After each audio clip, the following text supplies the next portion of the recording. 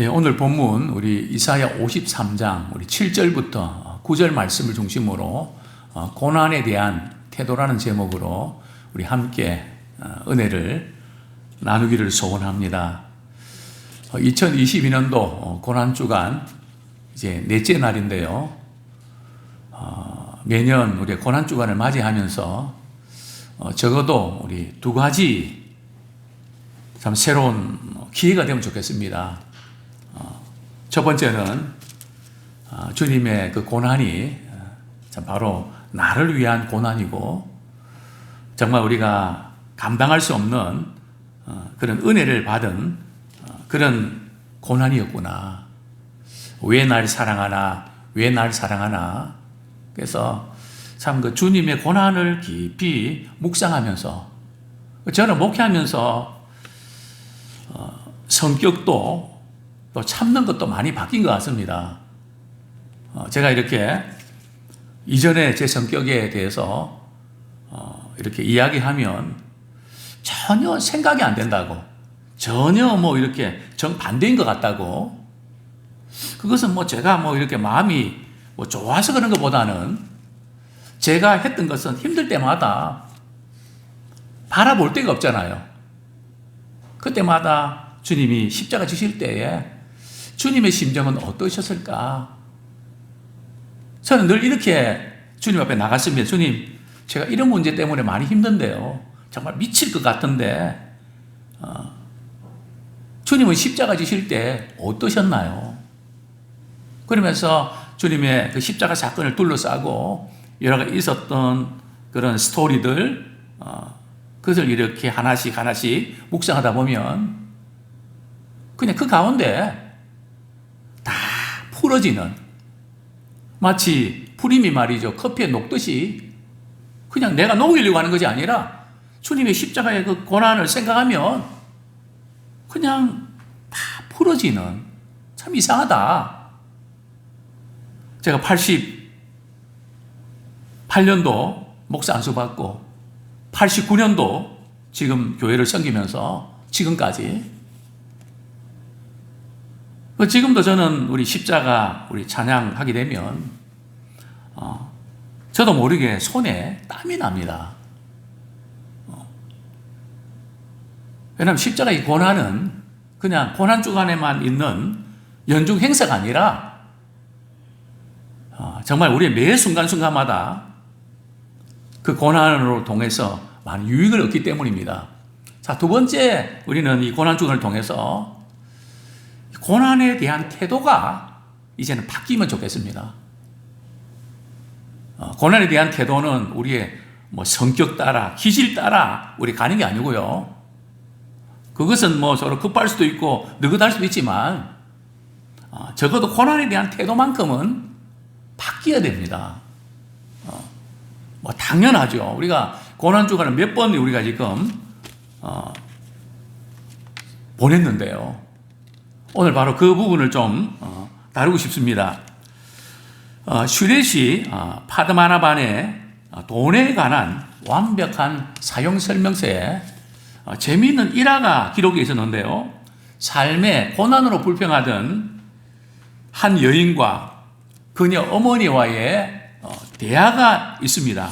딸은 자신의 인생이 얼마나 힘든지 막 늘어놓습니다.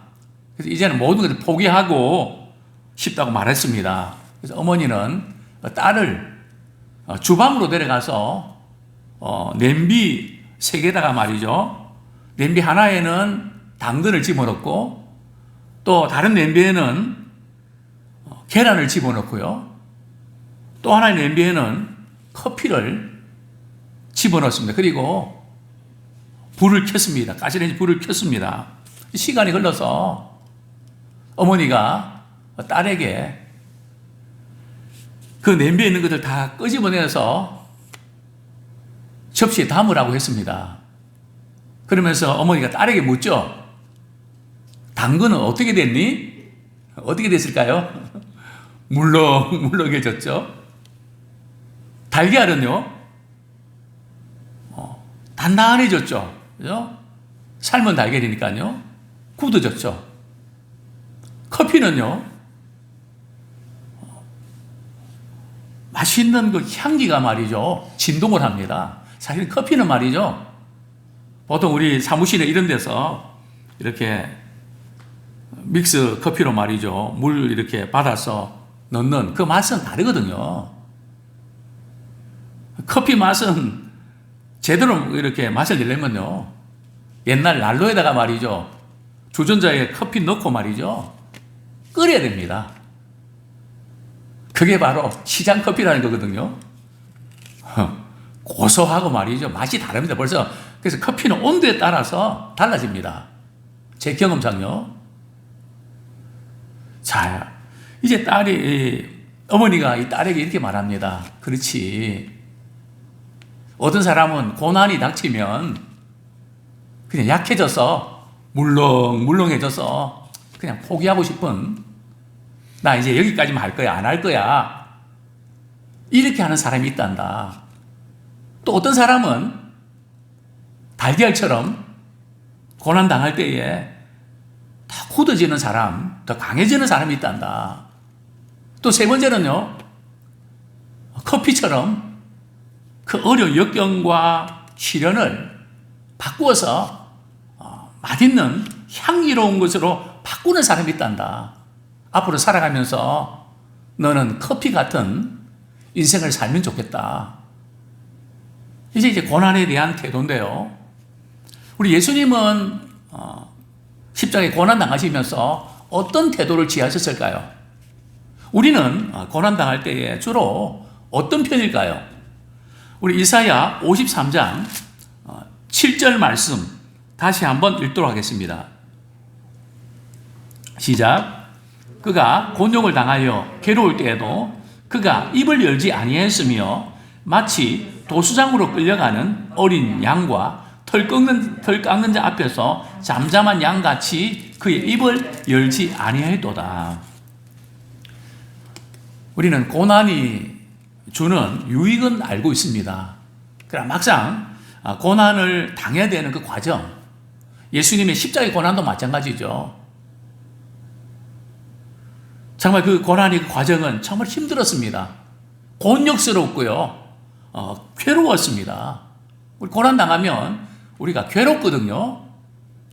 괴로울 때에 우리가 늘 넘어지신 곳이 바로 우리 입의 말입니다. 그죠? 힘들면 우리 입에서 말이죠, 말이 나가는데 누구 때문에 내가 이랬다, 원망의 말이 나갈 수도 있고요, 또 불의한 말이 나갈 수도 있고요. 어쨌든 우리가 말로 죄를 짓는 경우들이 종종 있습니다. 그러니까 우리 고난당하고 힘들 때 말이죠, 자나 깨나 무슨 조심입니까? 불조심이 아니고 말조심입니다. 입을 열지 아니했다. 힘들 때 말이 입을 열면 반드시 나중에 주워 담기가 힘들어집니다. 화가 나고 막 분노가 치밀어 올 때 말이죠, 그때 말을 뱉어버리면 지금까지 잘해왔던 사람들조차도 관계가 그냥 깨져버립니다. 많이 참고 잘한 사람, 잘했던 만큼 말이죠, 이제 핵폭탄 그 급으로 말이죠, 강하게 나온단 말이죠. 주님은 입을 열지 않았습니다. 어떻게 해요? 마치 도살장으로 끌려가는 어린 양처럼.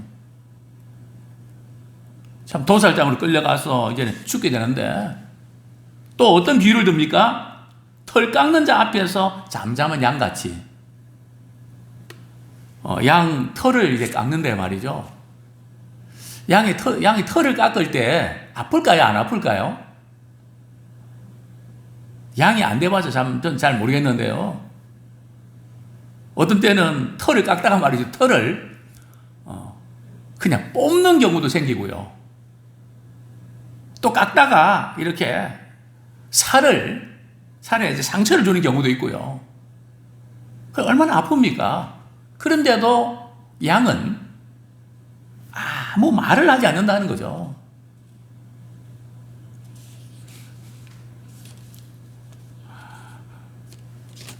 이 말씀 전하면서 문득 옛날에 제 모습 생각이 납니다. 제가 양띠거든요. 저희 아버님이 이제 자전거를 제 뒤에 태웠는데 그 오른쪽 발이 말이죠. 그 자전거 이렇게 체인 거기 들어갔습니다. 그럼 아플 거 아니에요. 근데 그냥 참고 말이죠. 그러다가 저희 아버님이 이 미련한 놈 봤냐고. 발이 거기에 끼었으면 아프다가 소리를 질러야지. 참을 때가 따로 있지. 직사기 하나만 맞고 말이죠. 아프긴 아프고. 물론 제 경우하고 예수님 경우는 완전히 다른 케이스죠. 왜 예수님께서 침묵하셨을까요? 어떻게 그럴 수가 있을까요? 두 가지 이유 때문입니다. 첫 번째는 하나님의 구원 계획이 성취되기 때문에 그것을 예수님께서는 전적으로 믿었습니다. 하나님의 구원 계획이 나를 통해서 이루어진다고 하는, 그래서 하나님을 전적으로 신뢰하는. 두 번째도 마찬가지입니다. 예수님 아무 죄가 없으신 분이 죄를 뒤집어 쓰고 십자가에 형벌 당하시지 않았습니까? 바로 입을 열지 않는 이것이 우리를 구원하는 길이기 때문에. 사실 우리 부모님들이 그렇지 않습니까? 속상하고 힘들어도 혹시 자녀들에게 무슨 일이 생길까봐 입을 열지 않고 참고 지금까지 살아오시지 않았습니까? 저는 지금도 우리 연세 드신 우리 어머님이 억울하고 좀 분하고 그런 있으면 그걸 그냥 표현을 하시면 좋을 텐데, 그게 나중에 알고 보니까 좀 초겨울되고 이러면 얼굴에 막 그냥 벌게지는 게 아마 그 옛날 말이죠. 화병이라 그러죠. 그 말은 해야 되는데 하지 못하고 참고 있네 하면서 말이죠. 생긴 병이겠죠. 참, 이 연세 드신 분들은 그런 부분들이 많이 있지 않습니까? 억울하고 분해도 말이죠. 혹시 또 그럴까 싶어서 참는. 그러나 우리 주님은 우리를 구원하시기 위해서 침묵하시는. 그래서 우리가 고난당할 때에 참 억울하고 분하고 그런 경우들이 많이 있지 않습니까? 우리는 이렇게 생각할 수 있습니다. 그거야 예수님이니까 그렇게 하셨지 우리는 사람이잖아요. 우리 성경 말씀 한 구절 더 보겠습니다. 예레미야 11장 19절. 예레미야 11장 19절.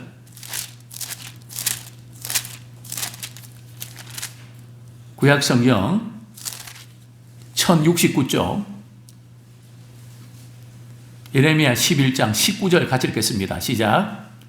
나는 끌려서 도살당하러 가는 순한 어린 양과 같으므로 그들이 나를 해하려고 꾀하기를 우리가 그 나무와 열매를 함께 박멸하자. 거기까지요. 예, 보면 예레미야 선지자도 말이죠.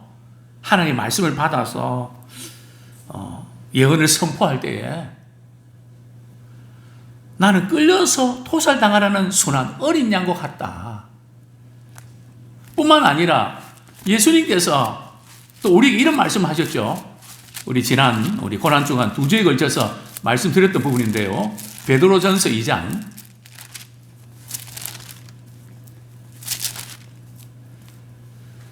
21절. 베드로전서 2장 21절 같이 한번 읽겠습니다. 시작. 이를 위하여 너희가 부르심을 받았으니 그리스도도 너희를 위하여 고난을 받으사 너희에게 본을 끼쳐 그 자취를 따라오게 하려 하셨느니라. 즉 예수님께서 십자가에 고난당하실 때 우리에게 본을 끼쳐서 말이죠. 우리도 그 고난의 자취를 따라오라고 하신 거거든요. 예수님은 그러셨지만 나는 피하려고 하지 말고 예수님이 고난당하신 것처럼 우리도 그 자취를 따라가야 된단 말이죠. 어떻게 해요? 22절은 그는 죄를 범하지 아니하시고 그 입에 거짓도 없으시며 그런데 어떻게 하셨다고요? 23절 같이 읽겠습니다. 시작. 욕을 당하시되 맞대어 욕하지 아니하시고 고난을 당하시되 위협하지 아니하시고 오직 공의로 심판하시는 이에게 부탁하시며. 그래서 누가 욕을 이렇게 할 때에 우리 억울한 일 당하고 이럴 때도 그냥 욕 하나 하면 막 몇 가지로 많이 퍼부어주는 그거 우리가 이제 주님의 십자가의 고난 생각하면서 야 이거 너무 잘못됐구나. 우리 한번 따라 하시겠습니다. 맞대 욕하지 맙시다. 먼저 욕하지도 마시고. 예? 자, 다시 본문으로 돌아갑니다. 욥기 27장 4절. 욥기 27장 4절 다시 한번 보겠습니다. 욥은 그렇게 인간이 겪을 수 있는 모든 고난을 말이죠. 욥은 한꺼번에 스트레이트로 겪었는데요. 고난 당할 때 참 많이 힘들었습니다. 그럴 때 욥은 어떻게 했을까요? 욥기 27장 4절 말씀.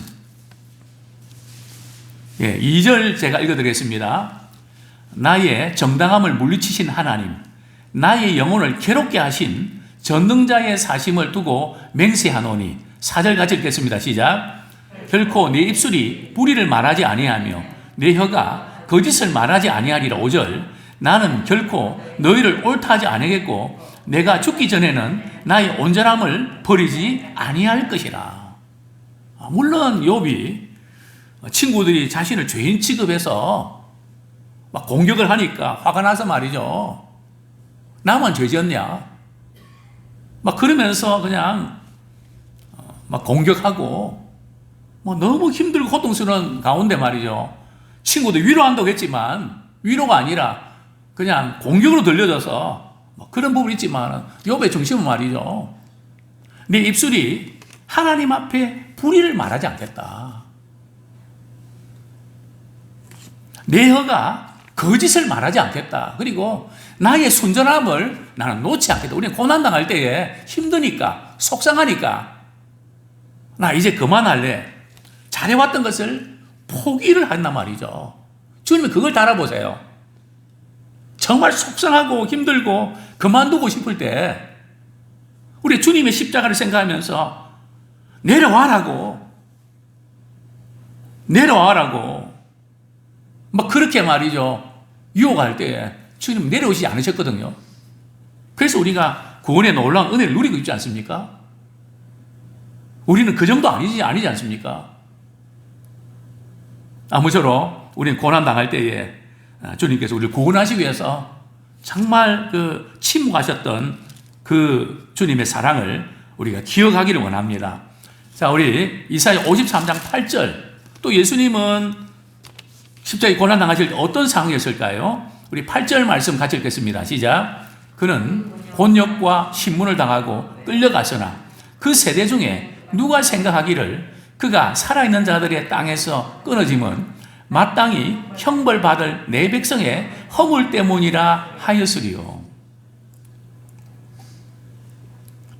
참 예수님께서 체포당하시고 참 신문당하시는 그 모든 게 불법입니다. 밤에 말이죠.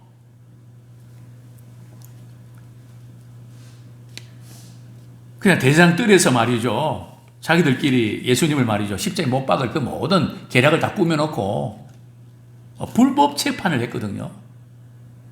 그러니까 빌라도도 가만히 이렇게 사건을 이렇게 조회 보니까 죄가 없단 말이죠. 어쨌든지 예수님을 놓아주려고 애를 썼지만 여론몰이 때문에 말이죠. 무릎 꿇고 말았죠. 헤롯 왕도 뭐 신문하고 그러는데 예수님이 뭐 그냥 아무 말씀. 왜냐하면 예수님은 십자가에 못 박혀 죽으시기로 작정하신 분이기 때문에, 그래야 우리가 구원받기 때문에 참 그렇게 당하면서도 말이죠. 묵묵히 십자가의 형벌을 당하셔야만 됐죠. 그런데 사람들이 생각할 때 말이죠. 오늘 보면 그 세대 중에, 그 세대가 어떤 세대입니까? 예수님 십자가에 못 박히실 때의 그 세대 사람들이 말이죠. 어떻게 생각했을까요? 이사야 53장 앞부분도 보면 예수님이 신성모독죄를 범해서 그래서 자신의 죄 때문에 십자가의 형벌을 받는 거다. 그렇게 생각했습니다. 또 어떤 분들은 여인들은 예수님은 아무 죄가 없으신데 왜 억울하게 저렇게 무죄인데 유죄로 몰고 갈까? 아마 속상해하는 여인들도 있었을 겁니다. 그러나 그 누구도 우리의 죄 때문에 말이죠. 마땅히 우리가 죄 형벌을 받아야 되는데 예수님이 대신 형벌을 받는다고 그렇게 받아들이는 사람은 없었다는 겁니다.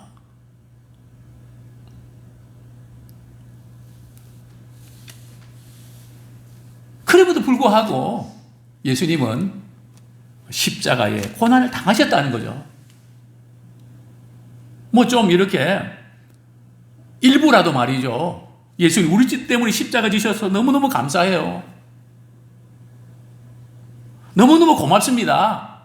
예수님 화이팅하고 말 이러면 얼마나 좋겠습니까? 제자들도 아니고요. 그 누구도 우리가 죄 때문에 마땅히 죽어야 되는데 예수님이 대신 십자가에 못 박히시구나. 그렇게 생각하는 사람이 하나도 없었다는 겁니다. 그런데도 예수님은 십자가의 고난의 말에 묵묵히 우리를 구원하시기 위해서 당하셨던 것입니다. 자, 우리 9절 말씀 읽고 말씀을 정리하겠습니다. 시작. 그는 강포를 행하지 아니하였고 그의 입에 거짓이 없었으나 그의 무덤이 악인들과 함께 있었으며 그가 죽은 후에 부자와 함께 있었도다. 참 예수님은 강포를 행한 적이 없습니다. 또 그 입에 거짓이 없었습니다. 오늘날 우리는 그러지 않지 않습니까? 누가 어떤 잘못을 지적을 하면 다른 사람의 잘못을 말이죠. 또 끄집어내갖고 물타기를 하고 분명히 잘못이 드러났는데도 인정을 안 하는, 심지어 뭐 나만 잘못했냐 억울해하고 다 그러는데 왜 나만 가지고 그러냐 뭐 이런 시대 아닙니까? 참 예수님의 그 십자가에 못 박히실 때 십자가에 처형을 당하면요 어떤 일이 있는가 하면 가문에서 축출당합니다. 십자가는 저주거든요. 조상의 묘지도 들어갈 수가 없습니다. 근데 예수님은 어떤 무덤에 들어갔나요?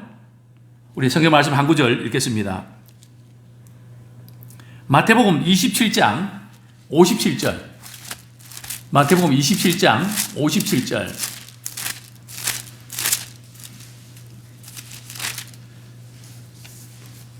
같이 한번 읽겠습니다. 시작. 저물었을 때에 아리마대의 부자 요셉이라는 사람이 왔으니 그도 예수의 제자라.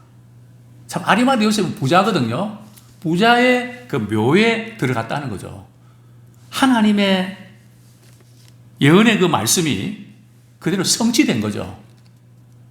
본래는 십자가에 형벌당한 사람들은 그 묘지에 들어갈 수가 없습니다. 뭘 의미합니까?